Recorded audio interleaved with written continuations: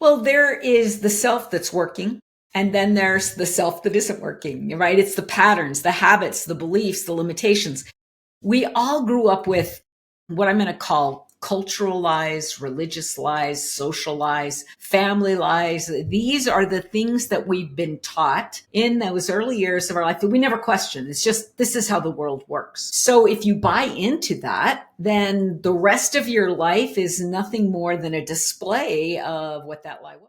Welcome to Career Coaching Secrets, the podcast where we talk with successful career coaches on how they built their success and the hard lessons they learned along the way. My name is Davis Nguyen, and I'm the founder of Purple Circle, where we help career coaches scale their business to $100,000 years, $100,000 months, and even $100,000 weeks. Before Purple Circle, I've grown several 7- and 8-figure career coaching businesses myself, and have been a consultant at 2 career coaching businesses that are doing over $100 million each. Whether you're an established coach or building your practice for the first time, you'll discover the secrets to elevating your coaching business.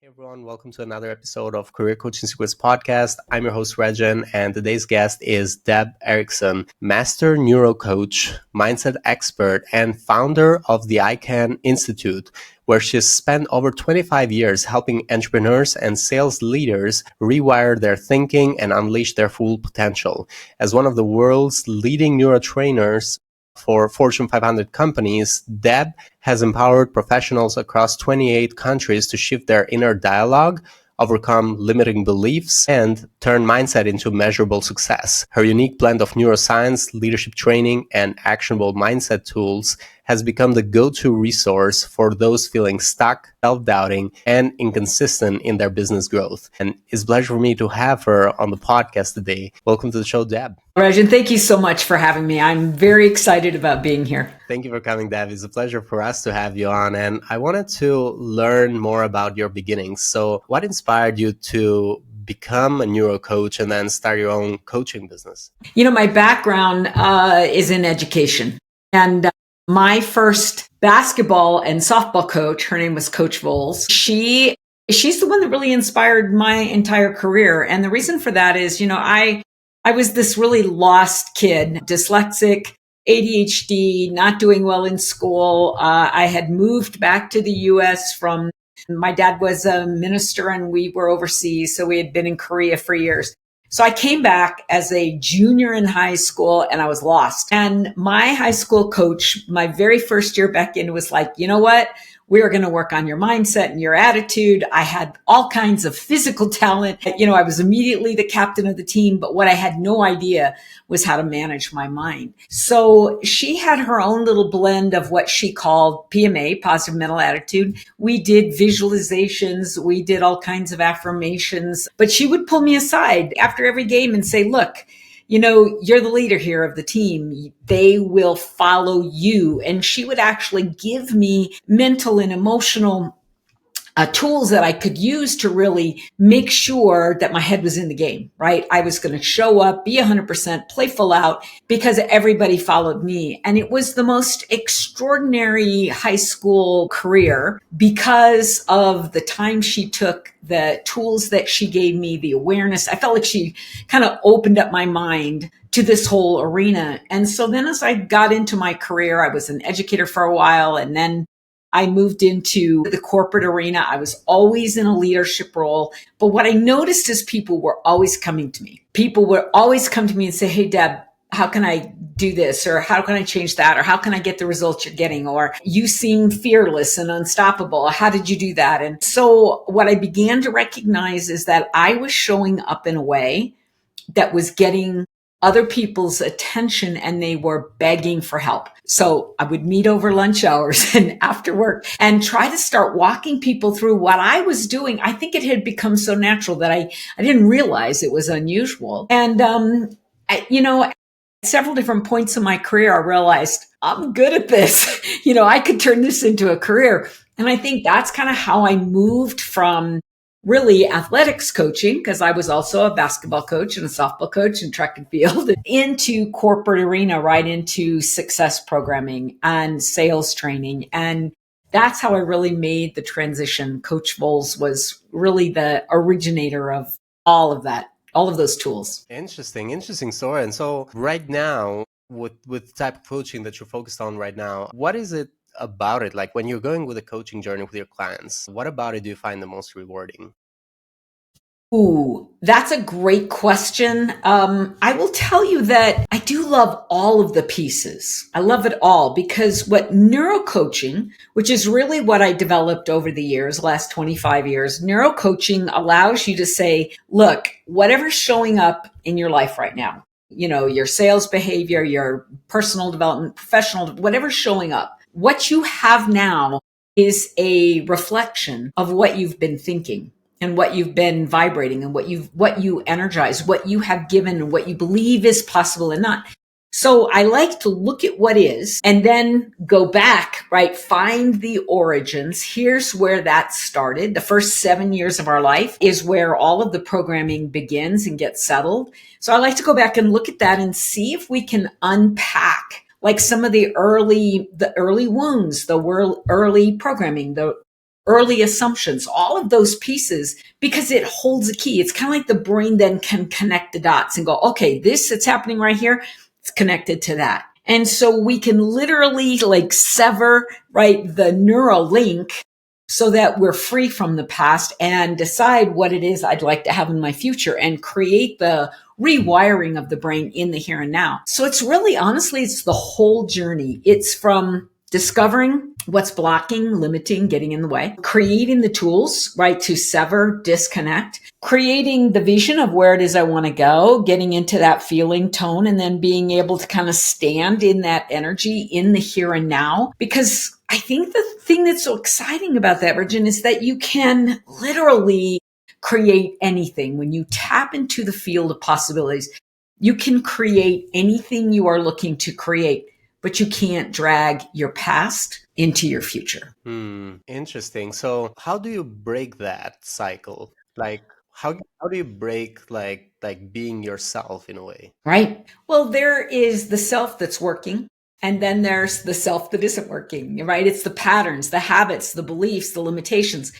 We all grew up with what I'm going to call cultural lies, religious lies, social lies, family lies. These are the things that we've been taught in those early years of our life that we never question. It's just, this is how the world works. So if you buy into that, then the rest of your life is nothing more than a display of what that lie was. So if you approach business and you say, man, it's hard to find clients. It's hard to do this business. It's exhausting and it's time consuming. I'm no good at the marketing and I don't know how to do that. If you do that, right, then guess what? Your reality matches that core belief. So what we're doing is not wishful thinking, like I hope it's going to be different. And it's not hanging out in la la land, as many people would guess. Instead, what it is we are actually doing a pattern interrupt to disrupt the old pattern and we are severing the neural pathway so that the brain can't run back to the old and we are starting anew. So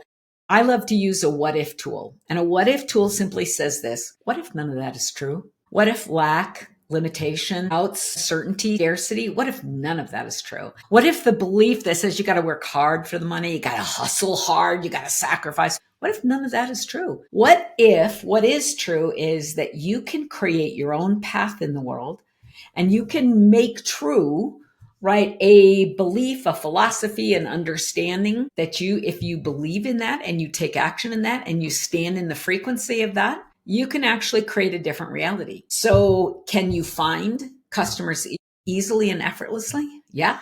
Yeah, absolutely. And probably not with the current beliefs you have. So that's the piece that I really love, is helping with all of those independent pieces so that people can create the business of their dreams, the life, the lifestyle, the confidence, the internal workings, right, that allow them to really be sovereign in their own experience. I can imagine doing all of this does require some time. So for all of them that are listening, there's a sort like some of the audience that typically is like I mentioned in the beginning, we were talking earlier, that could be interested in this.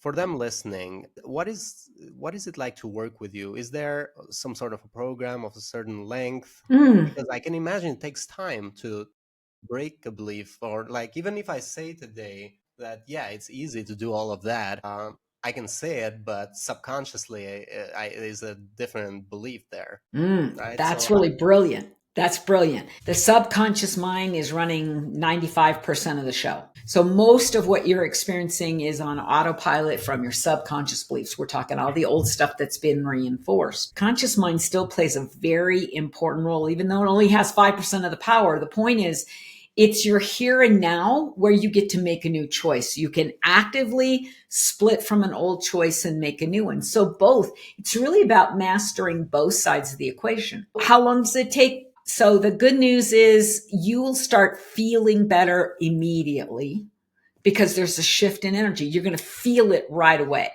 Are you making a permanent change? No, it's probably a lifetime. That's probably, how old are you now? 30, 40, 50, 60 years old. So guess what? What you are currently experiencing has been reinforced for that long, and now it's just you, right? And so you want to create a new you. It's going to take time and repetition. So in neuroscience, they always talk about reprogramming the subconscious mind is repetition over time with emotion. So it's kind of like those three things. It's about your ability to focus on something that you really want. It's about your awareness so that you can watch what's happening and be able to respond. So it's where that attention goes. And then the third piece of it is that you are going to repeat a pattern over and over and over again. So, what I did for the biggest part of my career at ICAN Institute is I created some standardized systems and training. It was designed for women in sales. And what I did was I was able to bring in, at one time we had almost 1,000 members that were paying monthly. They had access to neuro tools. They were getting weekly coaching and training in groups. And it was an extraordinary business model. And when I got to the place where I was like, okay, I'm ready to retire that model, what I do now is I take on just a couple of clients a month, and I customize everything so that it's not a pre-packaged program. It's very individual. So I have a very select group, of clients and customers that I work with because I want to be able to give them the time and attention now and create customized neuro tools for them as well. But you're right, repetition over time with emotion, and you are talking months, years, decades to rewire. But can you turn your business around in a short period of time? The answer is absolutely yes. Yes. Because the minute you start feeling better, the minute you change your focus, the minute you change the intention, all of a sudden the results begin to show. And that's the great thing, because you begin to look outside of yourself and go, this stuff works. And the minute you start acknowledging the success, the win, the celebration, guess what? That anchors into your brain at a deeper level. So there is a specific process, and then it's about good old repetition, repetition, repetition, repetition. Amazing, because I just wanted to create some sort of expectation for everyone who's listening, also myself, because I was curious. And so, yeah, it does take, like you said, a lifetime of change, but you can see the change either immediately or you'll be able to do massive changes in even if in a few months. What about the engagement with you? Does that continue, or is that a learning period and then you just they continue to apply it by themselves? Yeah. How does that happen? All of the above. The way I used to do it is I had really structured, organized memberships. And now what I'm doing is working really exclusively one-on-one executives, VIP kind of membership, with the idea being, I want to create a specific model for you. So once we've created these custom tools, you own them, right? You as a customer get to have them. So you've got the recordings, you've got the visualizations, you've got the training. So what I usually say is people are going to stay. There's a couple things that happen. Some people stay literally for years because they surpass a goal. And then the brain naturally says, wait a minute, if I can do that, what else is possible? And so then the growth just becomes exponential. And really the question is, how far can I go? And so usually somebody who's staying 3, 4, 5 years, that's what they're asking themselves. How far can I take this? What else can I accomplish? But I would say the average is people work usually for about 6 months to a year, because in 6 months to a year, you've got We've created all the custom tools. You've got the angles, right? You know what you want to apply in your relationship, in your business, in your own happiness. And then there are those that say, now that I've done that, I want to create something for my employees or for my kids. And literally these tools, because they're brain tools, they work in all situations, all of humanity. So that's kind of the process. Where do you find clients, or what marketing channel works really well for you? Now it's all word of mouth. I really, everything is coming from a referral and a recommendation and word of mouth. And I stay busy enough that is good enough for me. But in the early days, the most important thing was to niche down, right? To find an expertise level. And it feels counterproductive. I remember I had worked with Tony Robbins. I had worked with John Assaraf, and everybody said to me, your niche is too big. You're trying to serve everybody. Cause I was like, well, this works for everybody. It could heal everybody. And it's like, yeah, but you can't find everybody. So you've got to focus very specifically. What's your gift? What's your passion? Where's your strength? What have you done in the past? And what I realized was my kind of special niche or group was women who were in sales, in network marketing, direct sales. It's like that was the group that I really found kind of a coherence with. And so in the early days, I went to, all of the association meetings. I was speaking on stage. That's where most of the business came from, is I spoke at every association meeting I could find. And then the clients just came. So I eventually started doing Facebook marketing, as well, until that got a little crazy. And then it was like, I actually did better when I went straight back to referrals from people who have had really transformational experiences from the neurocoaching. Cool. Thank you for sharing all of that. And so where are you headed next? So looking to the future for the next 1 to 3 years, do you have any specific goals you're working towards? I am expanding really I'm writing another book. I am really using the people that I'm working with to help me understand some advanced tools and training that I'm developing. But what's really happening for me is I'm tickled pink to be doing the work that I'm doing. Now I just want to be able to create something, right? Legacy, a bit of a legacy. So that would probably be the book. That would be, I'm guessing, another speaking tour at some point when the book comes out. I did a podcast for a while, and it was a lot of fun. I absolutely loved it. But my focus now is really kind of creating some new processes to make them available, forever. Interesting. And so there's the book, and once the book comes out, there's a little bit more speaking. Mm-hmm. So looking at all of this, where do you see a challenge right now, if there is any challenge that you see? I think the challenge is always about staying focused. It is so easy in today's world to get distracted by what's happening out there, everybody who wants your attention. I think there's nothing more powerful than focus. Because when you have all of that energy coming at you, and what your brain does, it kind of like locks on to the dream of each one of those opportunities. Ooh, that would be good. Ooh, that would be good. And so then all of a sudden your energy is getting distracted, right? Your energy is getting siphoned off in pieces. And if you have a big mission in the world, you cannot afford that. You can't afford that. Some people would call them energy vampires, but even idea vampires are the same thing, right? It means there's a million great ideas out there. There's a million fabulous visions, intentions, purpose. There's all of that. There's greatness in all of that, but you have to be able to come back to that brain heart coherence and go, but what's mine? What's my slice of the pie? What's my piece of greatness?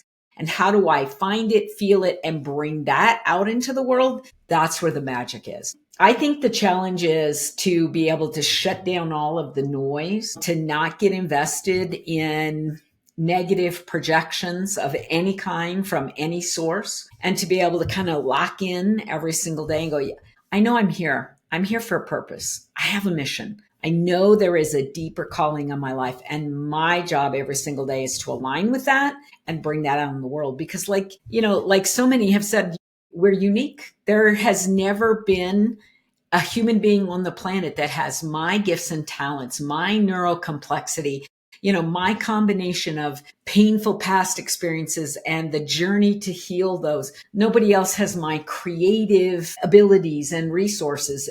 Nobody can speak with the truth that I know. And that's true for every single human being on the planet. So as coaches, when we stand in our own greatness and then say, what's your greatness? Let's find it. Let's dig in there. Let's remove, right, all of the distraction and remember who you are. Whew, that's big. So to me, the biggest challenge always is the distraction of something outside of me and that is in disalignment with my mission and my vision and what I'm here to do.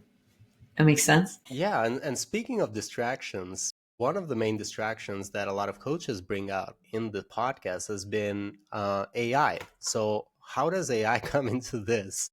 Yeah. Or what are your thoughts on it in terms of like how you use it for your own coaching, if there's any use cases there? Yeah. Or some coaches that also have been worried about AI actually. Well, I think if you're worried about AI, what you're worried about is core abilities, universal abilities, right? So someone could go to AI and say, how do I handle stress?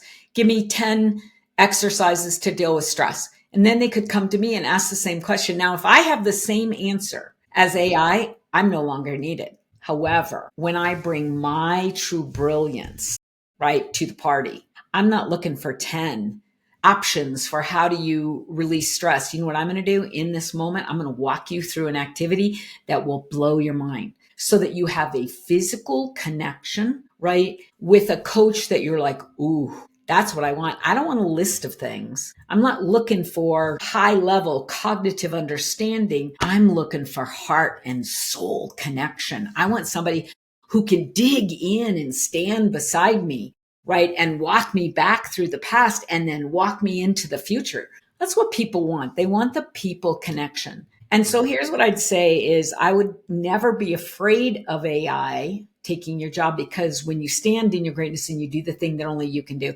AI can't match it. And I would use AI as a research tool. I always use it as a backup to make sure that you are current, to make sure that you are speaking truth, to make sure that you are aligned, or to find resources. I love Chat GPT for sometimes when I'm working on something new, I've got all of these ideas. And the way I create is I know I am clicking into source and I'm getting ideas.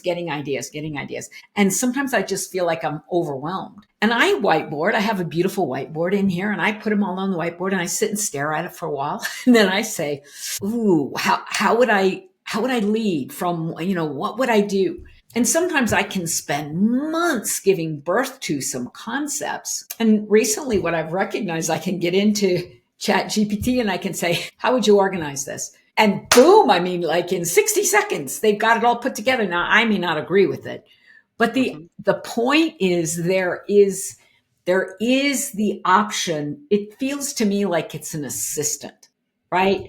Absolutely. It's like another brain coming in. And if you are a coach and you are by yourself, it's like somebody to talk to, someone to help you think through things, somebody to offer. And then you go in your wisdom and go, yeah, not that, but this. And 9 times out of 10, Chat GPT will come back and go, well, that's brilliant. That's a great idea.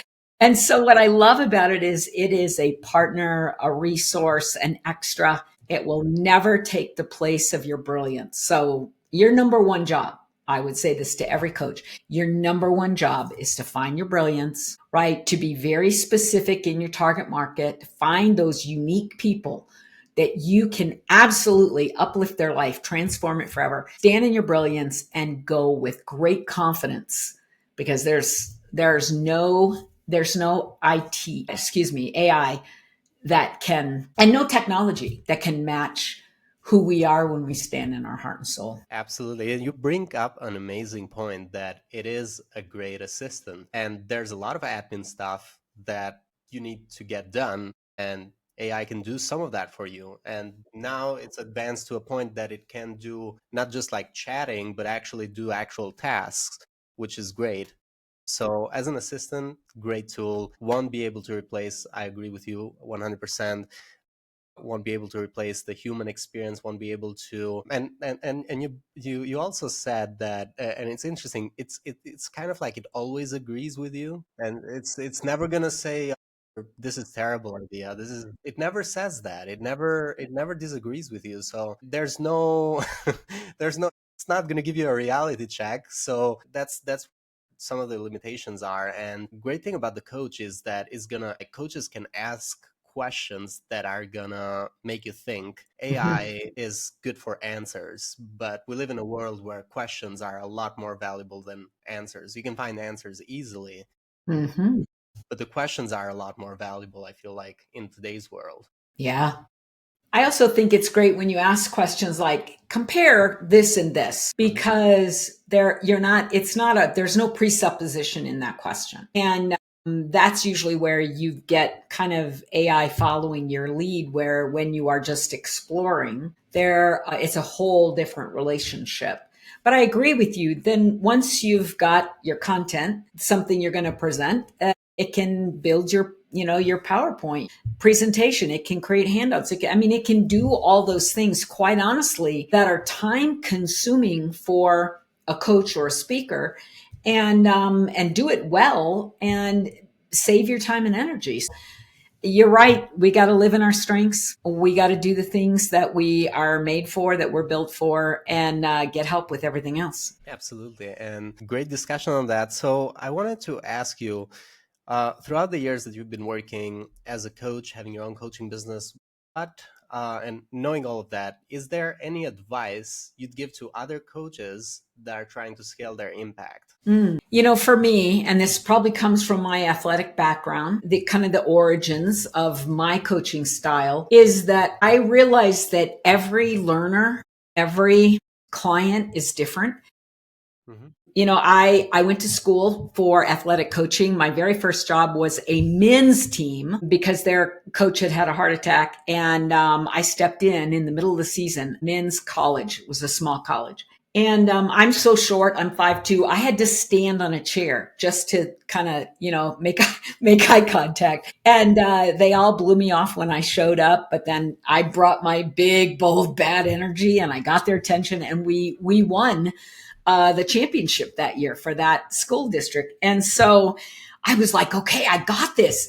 That was, by the way, is probably the biggest mistake any coach ever makes, is to think you have arrived. It's like, I got this, man. My first season. The next season, they said, hey, here's the girls team. And I bombed because I tried to use techniques and tools that definitely worked with male athletes. I tried to bring it to female athletes. They were quitting right and left. They were complaining that I was mean. And I was like, wow, how did that happen? And so I learned really early in my career, every client is unique. Every problem has a unique twist. And so trying to create cookie cutter systems, programs, they work for a tiny percent. But if you really want to make a difference in somebody's life and create transformation that sticks, then every single person has to be approached as the uniqueness, right? And most clients want that anyway. They want to feel like I'm special. They want to know that you care about and understand them personally. That's the beauty of neurocoaching, because neurocoaching is about getting into your brain, following the patterns back from your stories, your failures, your fears, your doubts, breaking those, right? Breaking all of those neural pathways, and then creating the exact neural pathways that are going to be needed for your goal, what you want. Mm-hmm. It couldn't be more customized than that. And so that's my advice would be, limit your time in cookie cutter programs. They are good learning experiences for someone who's new in our industry, but the more you can find a way to customize and stand out in your unique strength, the faster you'll grow to the top. Thank you. Thank you. Thank you so much, Deb.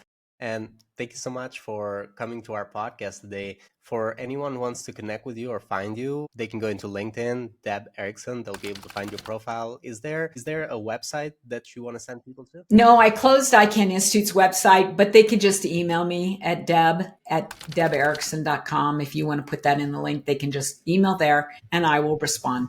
Cool. Deb@deberickson.com. Yeah, we'll put it also in the description. Note for my team here, so we'll put it in the description. And yeah, thank you. Thank you so much, Deb. This is great. Absolutely. Thank you for having me. It's been a great conversation. That's it for this episode of Career Coaching Secrets. If you enjoyed this conversation, you can subscribe on YouTube, Spotify, Apple Podcasts, or wherever you're listening to this episode to catch future episodes. This podcast was brought to you by Purple Circle, where we help career coaches scale their business to $100,000 years, $100,000 months, or even $100,000 weeks, all without burning out and making sure that you're making the impact and having the life that you want. To learn more about our community and how we can help you, visit joinpurplecircle.com.